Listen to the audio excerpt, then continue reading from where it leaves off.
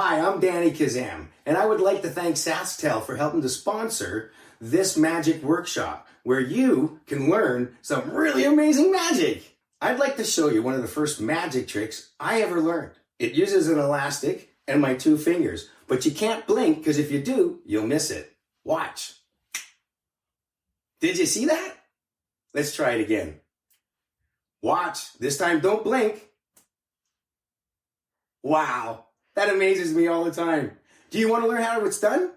Great. Let's check it out. First thing you're going to need is an elastic. The size of the elastic will depend, of course, on the size of your hand. You want the elastic to fit neatly around your 2 fingers where you're able to stretch them out like this. And once you have that elastic, to make the magic happen, all you do, without them seeing, of course, is you pull the elastic out just a little bit, and you're going to put your pinky finger and your other fingers all inside. It's going to go above your fingernails and just below your knuckles. And you're going to use your thumb to hold the elastic there so it doesn't slide off. That's the whole thing that you need to learn. We'll do that again. We have the 2 elastics on your finger, stretching them out. Your baby finger, your other finger beside it, pretty much all your fingers except for your thumb that's holding on to the elastic on the side, just above the fingernails and below the knuckles. And it looks like this to the person you're showing the magic trick to. You don't want to show them that. That gives away the secret. So once you've done this, all you have to do now is open your fingers. And as you open your fingers, the elastic falls behind. Wow, it's amazing, right? Just about as amazing as the trick. And you can make it go back doing the same thing. All your fingers are going in, except the thumb, above the fingernails, just below the knuckles. And you open your hand, and it goes back to the other end. Now remember, you don't want to do this. Watch the elastic, and then they see you do that. This is the secret part. So when you do this, you show them you have the elastic on your fingers, and you say, watch. Boom. And that's how it's done. But now, here's where we're going to make it look even more magical and impossible. Because if we grab a second elastic and we place it on our fingers like this, it looks like there's no way that that elastic can jump through the blue elastic. But just like before, magic. And you know what? You don't have to learn anything different to do this part, except how to put the elastic on your fingers, because it all still is the same way. And all you do with the elastic is you just twist it on your fingers near the tips, back and forth. And now it looks like it's even more impossible, but with that same move, the elastic above your fingernails, just below your knuckles, and when you open your hand, jumps. And that's it.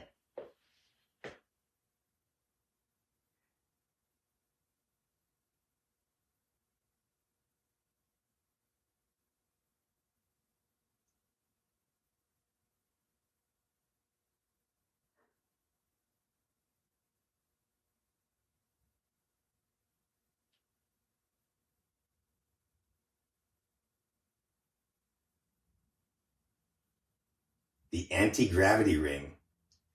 Let's learn how it's done. Okay. First, you'll need a ring or a washer, something round that's solid. There's no cracks, no slits, no magnets, and an elastic. You can cut that with a scissors or snap it with your hands. You have an elastic. You're going to put the elastic through the ring, and now we'll show you what we're going to do. We're not going to put our fingers to the end of the elastic like this. We're actually going to take a good piece of it and hide it in our hand. We're going to hold the pinch here. You hold the pinch here on these 2 fingers, your thumb and your finger here, and same here. And you're going to start down here, but when you stretch, you're holding here tight, and you're holding here tight. You give it a bit of a diagonal, and as you slowly release the pressure from these two fingers, that elastic will start to come through your finger, your thumb and your finger, and it gives the illusion that the ring is going up the elastic. But I'm just slowly letting the elastic through my finger until I get near the end. Then I know it's there and it's done. So, don't want to be too close. You get enough elastic in there. You're pinching it here. And as you slowly, on not these fingers, but these two fingers here, from this finger by the ring, your thumb, and just start to release slowly. It'll take some practice. Once you practice it and you get that feeling, it looks like that ring is climbing up the elastic. We have a coin, just an ordinary coin, but if I take that coin and I rub it on my elbow, create some static. And with some static, then we can break it in half and make it vanish. Now you're probably wondering, how do we make it come back? Well, first we rub our elbow, and then we should, oh, you know what? Wrong elbow. Maybe if we rub this one. If we rub that elbow, yes, there we go. We can make it come back. Let's learn how that one's done. First thing we're going to need to learn is what's called the French drop. Now, it's a move that you're going to have to practice, but hey, all great things need to be practiced, right? Okay, so here we go. This is what's called the French drop. I have no idea why it's called the French drop. But here we go. We're going to have our hands. When I'm coming in to grab that coin, it really looks like I grabbed that coin.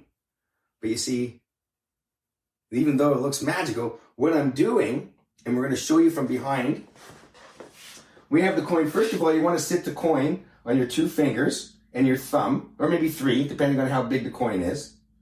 And you want to hold it there, and your thumb's going to be on top, and it's going to be lightly holding it. Just lightly. You're not going to squeeze it, just lightly. Now, practice when you come in like you really do grab the coin. So how would you grab it? You would come in, you would grab it like that. That's the same thing we're going to do, except when my hand comes in front, that's where the trick part of it's going to happen. So, we're coming this way here. We got the front, we're holding the coin lightly with our thumb. When a hand comes in the front, it's now blocking so that they can't see what happens. That's my time to let that coin fall in my hand as I keep acting like I've got that coin in my hand. And I would hold it in my hand. I could make it vanish, or we can learn a new move. But first of all, again, we're going to come in, the thumb's going to come behind that coin, but it's going to fall. So it's going to happen all in the same motion. You got the coin, holding it with the thumb, the three fingers. It's coming in. Once that hand comes in, you can let go of it and act. And you can take that hand. You don't want them to pay attention to that hand. So you're just going to do the normal thing. Let it relax. Hold the coin there in your fingers. They even call that a finger palm. But the coin looks like it's vanished. But this is what I do. Once you've done this trick, you've put it in here, you act like you take your eyes, make sure your eyes follow your hands just like it would be if there was a real coin in there. So you take it, bring your hand up, you're watching because everyone will follow you to watch your eyes. You're going to bring your elbow up. As you're bringing your elbow up, you don't want them to see the coin.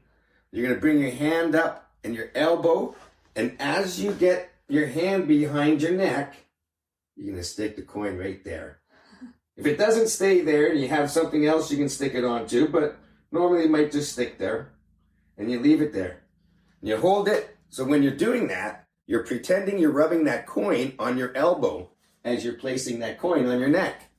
And then, to get time misdirection, We're going to put our hand down. There's nothing in it anymore. It's on my neck. We're going to rub this way, talking about how we're trying to build up static electricity. Then we're going to bring our hands up like this, like I'm looking at the coin. This hand as well. Bring them together. Now here's a neat thing. I like doing this because it sounds like I'm breaking the coin. But I'm using my finger and my thumb fingernails. And it sounds like I break the coin. And then I rub my fingers together and show that it's vanished. And you probably know now, to get it back, I rub my elbow again, grab the coin. This time, I do the same thing. Try that one more time. It's not Ready? working. The hand's in here. I rub it here. Or I can rub it here, wherever I want, and make it appear. There it is. It's come back again. Okay, I'm going to teach you a different method of being able to make a coin vanish without using what we call the French drop. Okay, so here's what we're going to do. I'm going to take this coin and I'm going to rub it on my elbow. Let's try that again, okay? We're going to take the coin, we're going to rub it on. All right, sorry about that. We're going to rub that coin on our elbow, and if we rub it hard enough, we can actually make it vanish. Here's how I did that. Instead of using the French drop to make the coin vanish, I used what's called misdirection.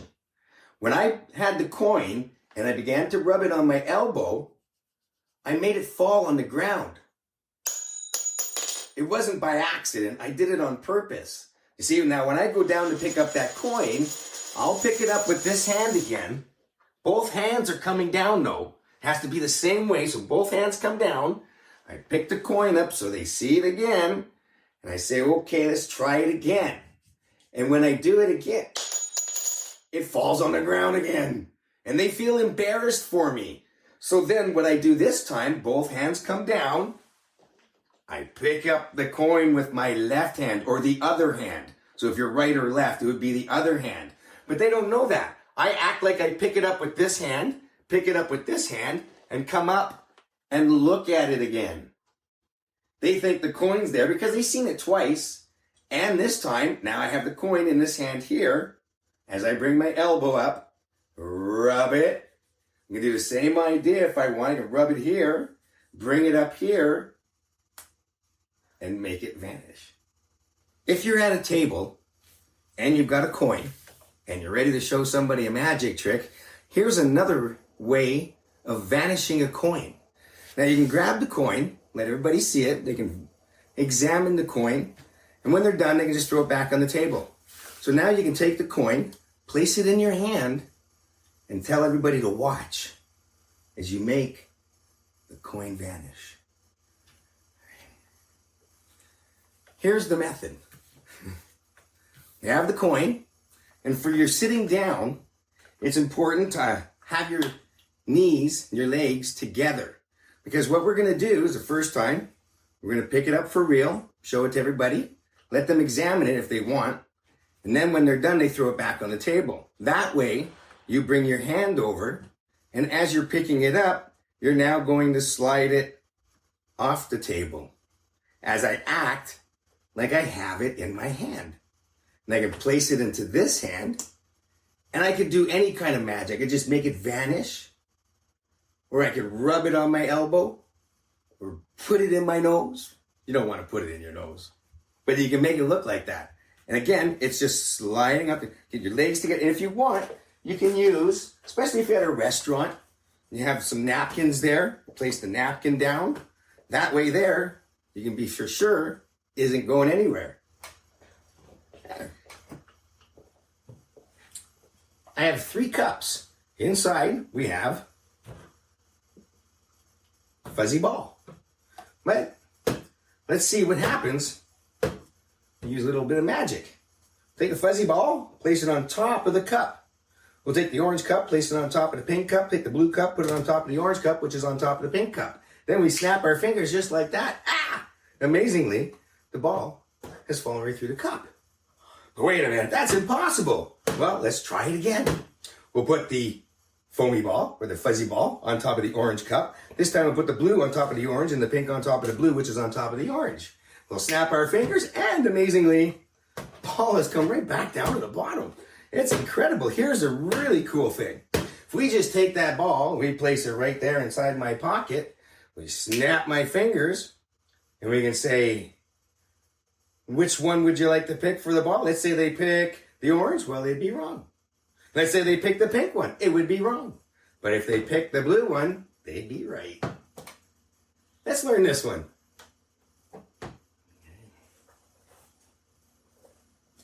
All right, so what we need for this is we need 3 cups. They don't have to be these kind of cups. They can be even styrofoam cups. They have to stack though, which means if their rims touch each other, there's not enough room in the middle to do this trick. But most cups will stack just like this.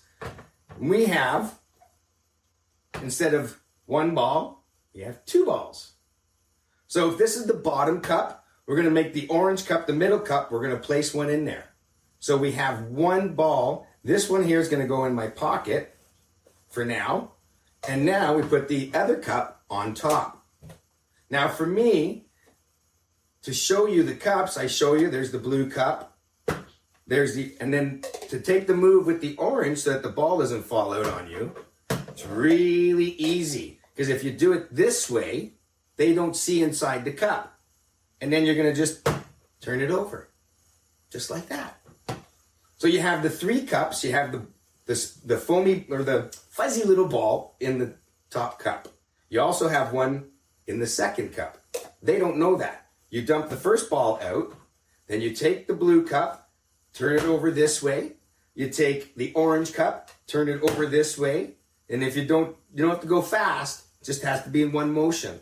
And then we take the last cup and put it on top. So as far as anybody knows, there's nothing under those cups and they're solid. We take the fuzzy little ball, place it on top of the orange cup or whatever cup you choose to use. You place the other cup on top. You place the third cup on top. But when you snap your fingers, that ball that was already there looks like it just went through the cups, but it's actually still hidden there. But that's a good thing because now we have that ball. We can set that ball out there. We can take the cups the same way again, turn them over. Now you already now have a ball in the blue cup. So you can ask somebody, pick 2 cups. Let's say they pick the orange and the blue. Then you say, great, out of the blue and the orange, pick one of those. If they say the orange, you say, great, that leaves you the blue. But what happens if they say the blue? You say, great, that leaves you, that's blue card. No matter what they say, you're just going to agree with it because you know that that's where the ball is. So when they're going to say, let's say they say the orange and the pink. Say, great, let's get rid of those. That leaves the blue. And look at that. There's the ball. And you can play around with that and come up with your own routines. And you can even use the French drop. So let's say you started off and you put your first cup. You get your second cup. You put your ball in for the third cup. And you can do the French drop. Pretend you grab it. Make it disappear. And say, I wonder where it went. Did it? Now you got this one still in your hand. So I wonder if it went under the pink one. Pick up the pink cup. Pass it to this hand. You can even show, look, nothing in it. But when you let go, this time the ball's in there. You turn it over. Say, well, let's see, is it in here? No, it's not there. Then they look here. Oh, there it is. Take the ball back out. You can make it vanish again. Say, well, where is it this time? Well, it's not there. And you can do the same thing, right? Nope, not there. All right. Is it there? It's not there. But is it? There it is. And you can make up your own magic routine with that. How about some rope magic? Everybody loves rope magic. I'm going to show you how I can do a one-handed knot. goes like this. Watch.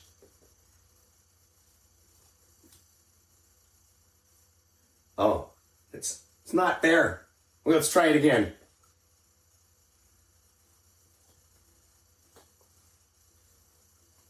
Oh, there it is. Let's learn how to do it. So the explanation to that trick is, of course, is you start off by having a real knot. You're going to hold the knot in this hand.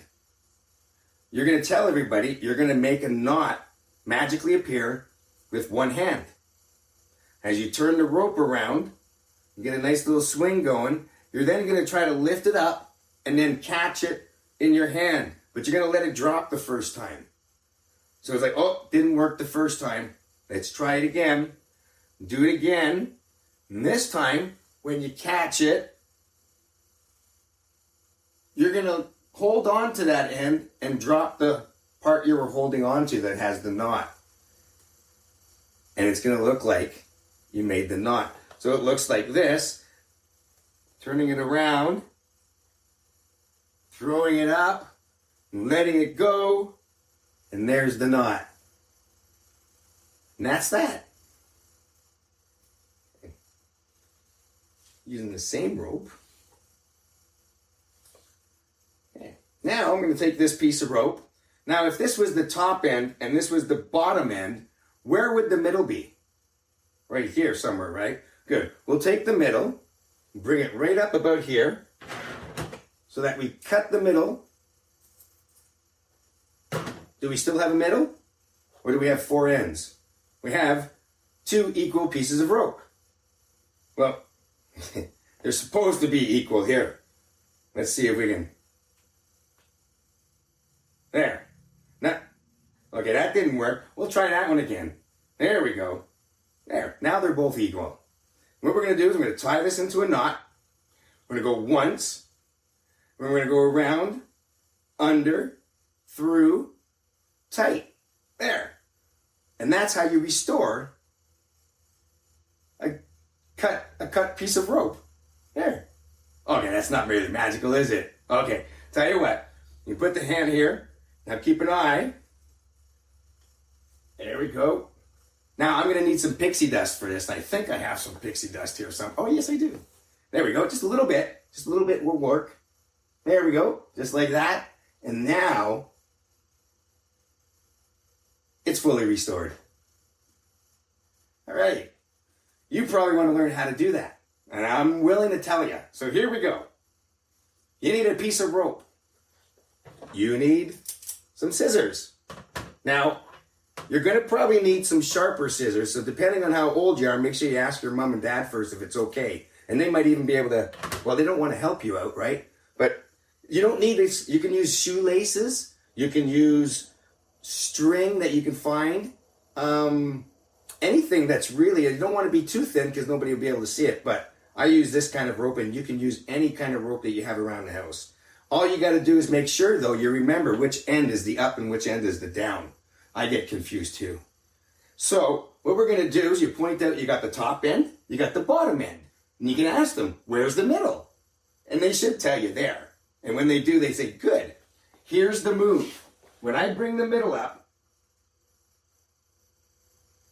I'm going to have my hands like this because I'm going to bring it up, but I'm grabbing this part here near the top of the other rope. So although it looks like I'm bringing the middle up, I'm bringing it up in my hand, and I'm going to grab, and I'm going to bring that part up. So it looks like this.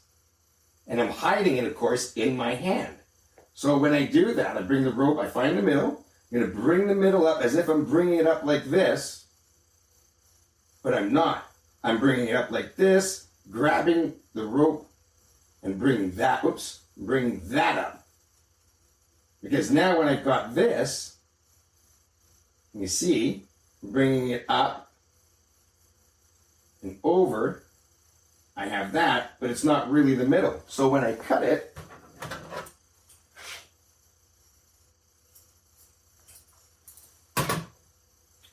I bring down the far out one, leave it there, And now, what I actually have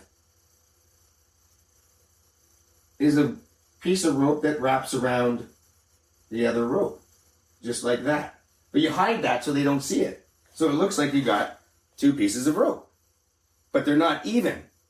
So with a little bit of extra magic, if you grab that end, the long end and the short end, and you can see you can move that rope, and you can now, whoops, make them both the same size. And if you can, if your thumb's big enough and you're using it right, you can even show this, and it looks like it's still two pieces of rope. But of course it's not. And speaking of knot, we're now going to show you the knot. We're going to make the knot, because it's not really, we're not really tying two ropes together. We're just making a knot with this one. And go once, twice, depending on how much you have there. And even maybe get a third one in there.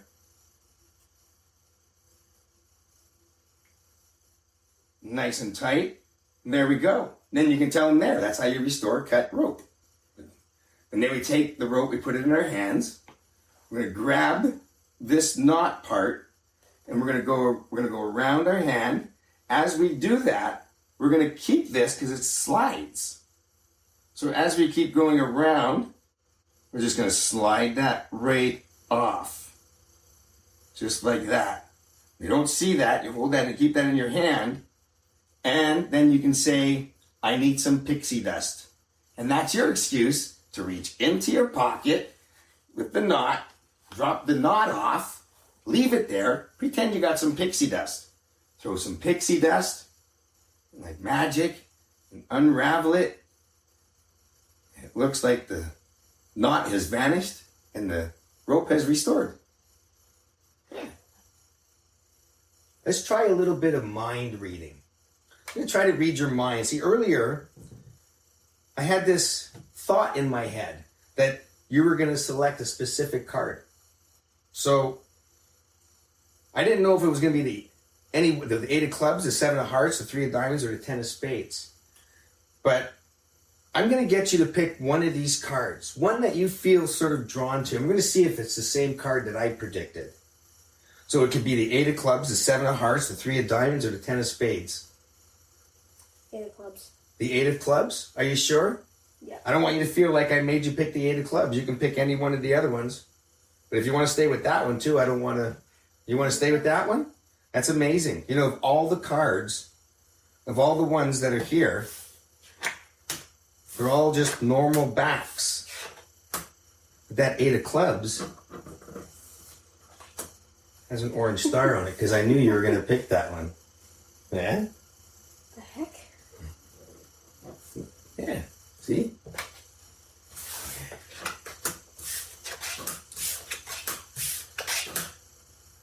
Let's try this again, just so you can probably see how this is going to work.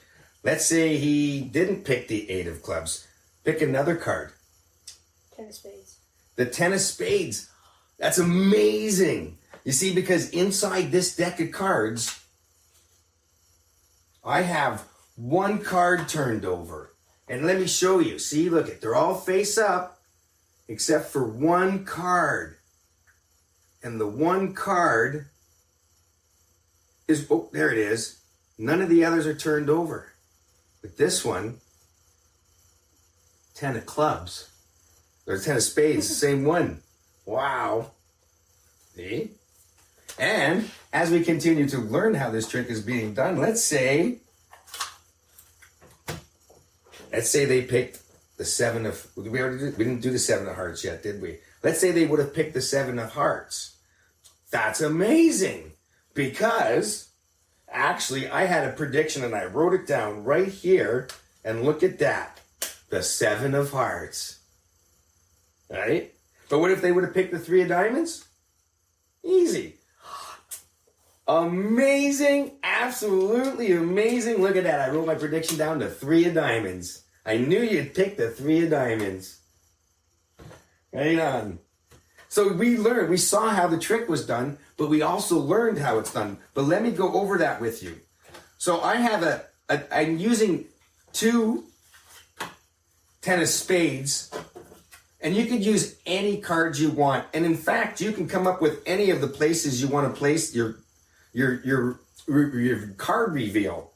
So inside of here, I had another 10 of clubs, or 10 of spades, and all I did was just turned it over. It's the only card that's turned over, placed inside the deck, right there. And I do have the 3 of diamonds.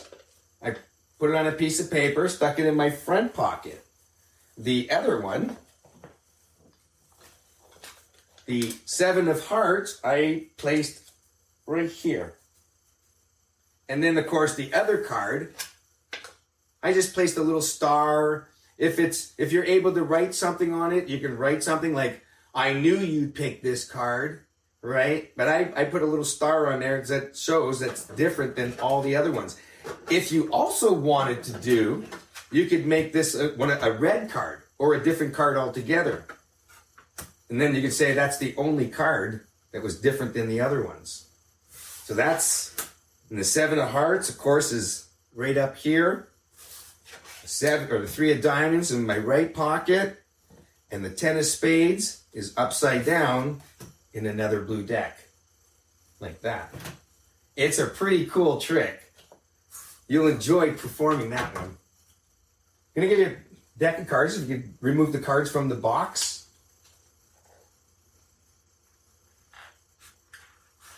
And make sure you got them all. Good. So count out as many cards as you want. From 5 to 40.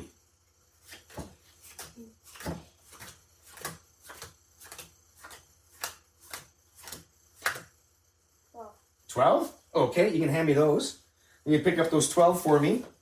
And I need you to make 4 piles. So you're going to go 1, 2, 3, 4, 5, and just keep going. You got no more cards.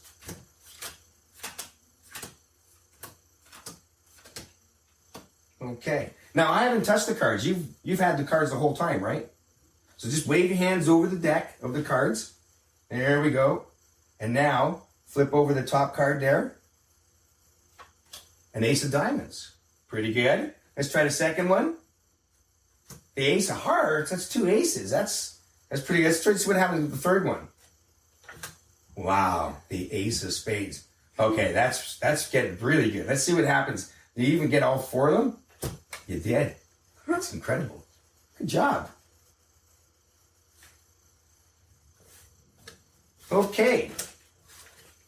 To learn this trick, really, really, really simple. We have a full deck of cards. We'll take the aces, place them right on top. So we have the 4 aces on top of the deck. Just like that. You can place them back inside the box if you have the box still. So that way there, you can ask the person, please remove the cards. Make sure that they're not going to shuffle them though, but if you don't say anything about shuffling, they shouldn't. Just say, now, I need you to count out a number of cards. I like to tell them anywhere between 5 and 40 because I don't want them to only lay out 3 cards. I need at least 4. So by telling them 5 to 40, gives me a chance to be able to do the magic trick. So let's say they say 15. What's going to happen is those aces are going to go on the bottom. 2, 3, 4. So then 5, 6, 7, 8, 9, 10, 11, 12, 13, 14, 15. So if that's the many cards, you can take those away. Now, of course, because those aces are on the bottom, they're about to come on top. And that's because I asked you to make 4 piles. So you put the 1, 2, 3, 4, and you keep doing this. And as you get closer, those bottom cards are coming to the top again. There we go. They have now made their way back to the top. And that's how that's done. I hope you enjoyed all these magic tricks, and remember, you know what's most important is, first of all, let's remember to thank SaskTel for the contribution and the sponsorship to make this possible, and to thank all the librarians out there that work really hard to make all these programs available to you. So I'm Danny Kazam, and get ready to get your magic on.